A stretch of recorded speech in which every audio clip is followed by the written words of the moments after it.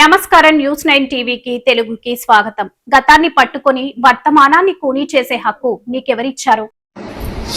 పెళ్ళి అయ్యి just 16 months అయిన తర్వాత కూడా నీ క్యారెక్టర్ ఇట్లా, నీ ఎక్స్ వాడంట, నీ ఎక్స్ మాది కూడా అంట, నీ ఎక్స్ ముస్లిం కూడా అంట, ఇట్లాంటి మాటలు మాట్లాడుతుంటే అమ్మాయి ఎక్కడ పోయి బతుకుతుందండి?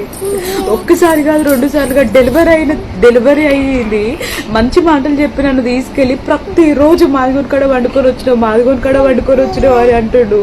నేను ఎంత ఎడ్యుకేట్ అయ్యి ఉండి కూడా నాకు ఎడ్యుకేషన్ ఉండి నా కాళ్ళ మీద నేను నిలబడినా కూడా ఈ రోజు నన్ను అందరినీ మాటలన్నీ మా మమ్మీ వాళ్ళకి చెప్తుంటే మమ్మీ వాళ్ళు ఎవరికి చెప్పకుండా పోనీ బిడ్డ సైలెంట్ ఉండు అన్న ప్రతిసారి నేను నా కొడుకు మేమిద్దరం బలైపోతూనే ఉన్నాము.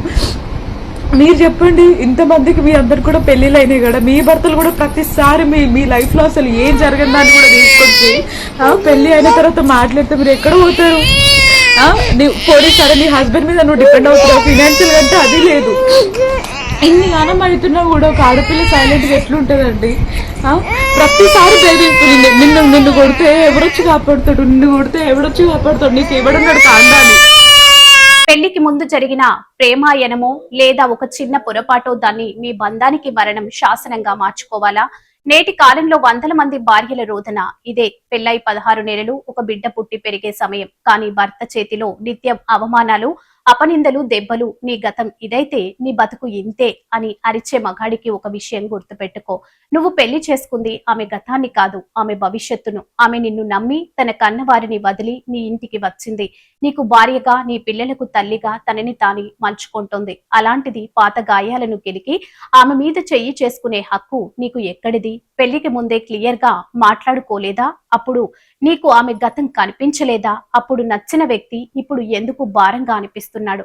లేక మీ అహంకారానికి, బలహీనతకు ఆమెను బలి పశువును చేస్తున్నారా? గుర్తుపెట్టుకో, నువ్వు కొట్టే ప్రతి దెబ్బ, నువ్వు తిట్టే ప్రతి బూతు మీ బిడ్డ మనసు మీద చెరగని ముద్ర వేస్తుంది. ఆ చిన్నారి భవిష్యత్తు ఏమైపోవాలి? తండ్రి అనేవాడు భరోసా ఇవ్వాలి, కానీ నువ్వు ఇస్తుంది భయమైతే నీకంటే పెద్ద కోవట్ ఇంకెవరుంటారు? ఇలాంటి మృగాలకు ఇంట్లో చోటివ్వకండి. గతాన్ని సాకుగా చూపి హింసించే ఏ మగాడినైనా చట్టం ముందు సమాధానం చెప్పాల్సిందే. మీ భార్య మీద చెయ్యి ఎత్తే ముందు ఒక్కసారి ఆలోచించండి. మీ ఇంట్లో ఉన్నది మీ భార్య మాత్రమే కాదు, రేపటి తరాన్ని నిర్మించే ఒక తల్లి. అలాంటి ఆమెను హింసించడం అంటే సమాజాన్ని హింసించడమే. ఇలాంటి వాళ్లకు కఠినమైన శిక్ష పడాల్సిందే. బొక్కలో వేస్తే కాని గతం ఎప్పుడు కరిగిపోవాలో, వర్తమానం ఎప్పుడు మొదలవ్వాలో అర్థం కాదు. మీరు ఎవరి గురించి అయితే బాధపడుతున్నారో వారికి ఈ విషయాలు తెలియజేయండి.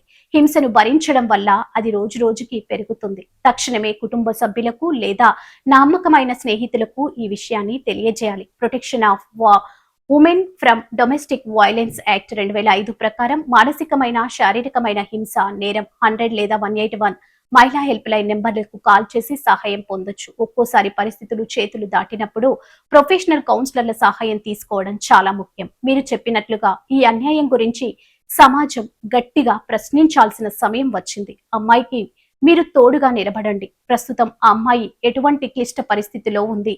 ఆమె సహాయం కోరడానికి సిద్ధంగా ఉందా? మరిన్ని విశేషాల కోసం మన ఛానల్స్ ని చూస్తూనే ఉండండి. News 9 TV Telugu.